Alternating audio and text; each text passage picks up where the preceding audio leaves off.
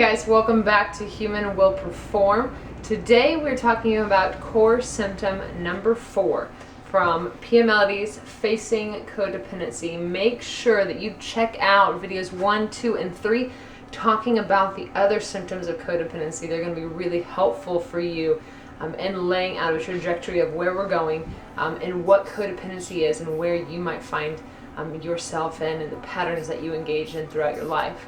But today it is all about the difficulty in identifying and meeting our own needs and wants. And so just from the outset, let me put it out there, we're all dependent. I know some of you want to believe that I'm not needy and I'm not this and I don't need this person. Cut the crap. We're super needy and we're super dependent. That's at the foundation of what we are. We need one another. We are wired and created for community. And so just from the get-go, we're all super dependent. Kids being the most vulnerable and intense form of dependency, right? I mean, a little baby literally will die if it's not touched, if it's not fed, if its diaper isn't changed. Baby needs you in order to grow, and a good mom and a good dad are going to be able to help that kid identify their needs and their wants and to provide a safe place within that parent-kid relationship to get those needs met until that kid gets older and older and older, when the parent starts transitioning them off as they get more independent to meeting their own needs and their own wants and learning how to ask in healthy ways interdependently to get their needs met. And so kids are the most vulnerable form of dependency. But adults, we have a lot of dependency needs too. Foundational dependency needs. Pia talks about them being food, shelter, clothing, medical, dental attention, physical nurturing, emotional nurturing, education, sex, spirituality, and financial resources. And so pretty much all of those, but maybe a couple, we can kind of meet on our own, right? Physical nurturing and emotional nurturing would be the big two that we can't meet on our own. We have to step out and ask for someone else to help us meet that need in interdependent ways, not codependent, interdependently. That is the healthy expression of asking someone else, inviting them into your space and saying, hey, I have this need, I have this want, can you help me meet that? And so adults are dependent too. And needs are super foundational. If we have a hierarchy list of needs and wants, needs are at the top. Food, shelter, clothing, those types of things, those are basic, big time needs. Wants can kind of be split off into two, and as Pia Mellody talks about them, as the big ones and the little ones. The big ones are kind of those big life decisions. I want to be a doctor. I want to be a therapist, right? I want to be an entrepreneur. I want to be a CEO. Those things. Whereas the littler ones are more like preferences. I want a particular kind of shoe. I want a new pair of Lucky jeans. So you're getting a picture into my own world. I want a pair of Lucky jeans. I don't need them. Not by any stretch of the imagination, but I want them. Right? So that's a preference. And so figuring out how am I going to be able to meet that want? You know, whether it's through financial resources, it's through someone else, whatever. Okay? And so big wants, little wants, and needs. Being able to identify and acknowledge them is one thing. Being able to go out and figure out how to meet them, whether that's on my own accord or asking someone else into that space, is massively difficult.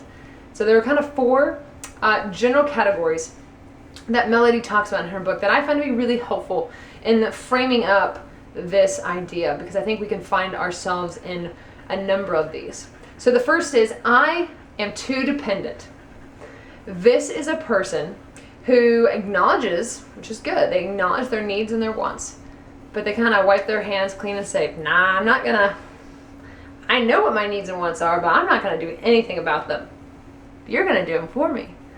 And so their childhood, literally growing up, was their mom and dad waiting on them hand and foot, meeting all their wants, meeting all their needs, never actually allowing that kid to transition off as he got closer and closer to independence to learn how to meet his own needs and wants, much less how to ask anyone else to meet them for him or her. And so this isn't maliciously done on the part of the parents.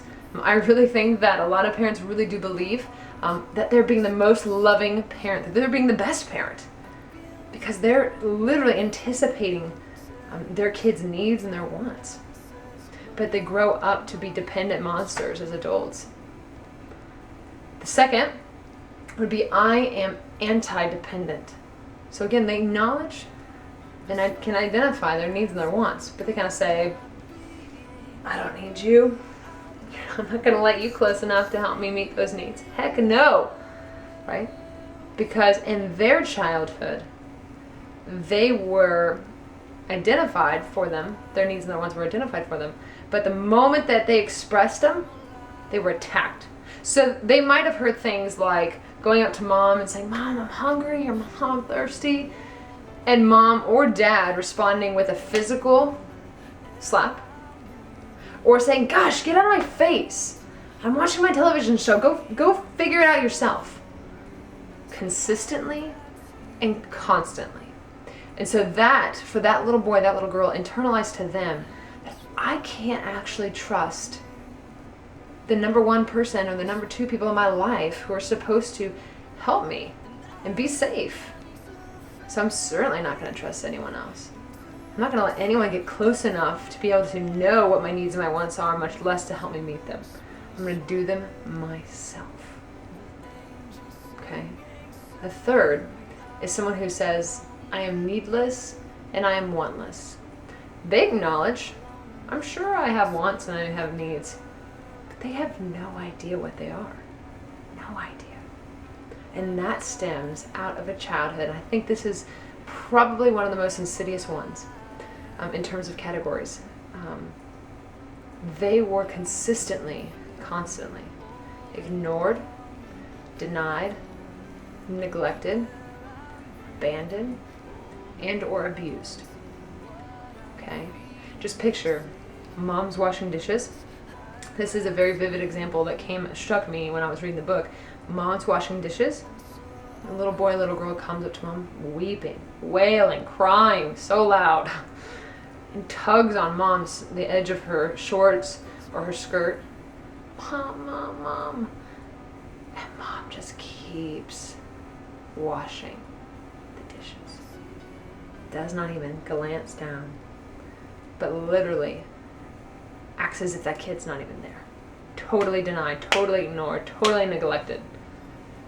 And so over a period of time, consistently and constantly, that little kid internalizes a particular set of messages, and that kid grows up to be an adult who is needless and wantless.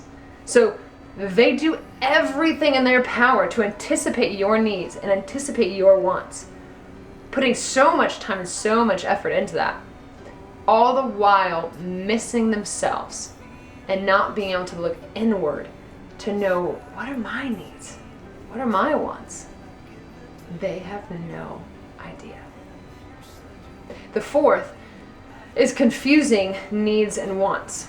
So, for example, have you ever heard of someone say, gosh, yeah, I know I needed something, I wasn't so sure, so I just went out and bought a bunch of clothes. I hear another one a lot of, yeah, I knew I needed something, I don't know, so I just went out and hooked up with two different guys. Or hooked up with two different girls this last week. Well, are you still needing something? Yes, I'm probably going to do it again. Right? Their needs and their wants are like super confused. Okay? And so that is a particular set of a person who, in their childhood, they got everything they wanted and very little of what they actually needed.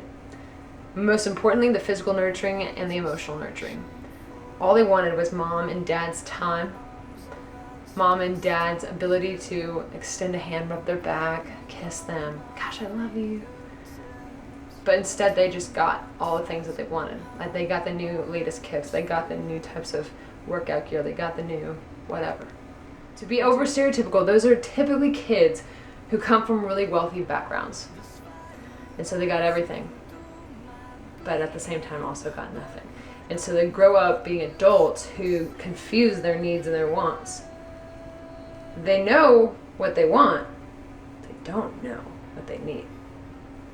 And so a person who grows up in either one of those, any four of those categories, probably grows up with a lot of sense of shame, a lot of sense of selfishness for trying to meet their own needs and their own wants. And they just struggle so incredibly with actually extending the hand and saying, hey, can you help me? Can you help me meet this need? I'm feeling really bummed out. Can you take a walk with me? Right? Or asking your partner to snuggle with you or lay down with you because of you want to feel close. Right? It is really hard. So where do you see yourself in any one of those four categories? I'm too dependent, I'm anti-dependent, I'm needless, I'm wantless, or I confuse my needs and my wants. Because the truth is, we're all in one of them, if not multiple, at different points in our lives. And if you are seeing yourself in any one of those, what can you do today to begin to take a step to invest in yourself and those you're in relationship with, so that you don't have to keep ignoring your own wants and your own needs, but you can learn how to identify them and to get them met through interdependence.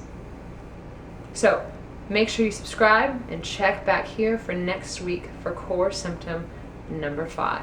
Until then, I will see you later.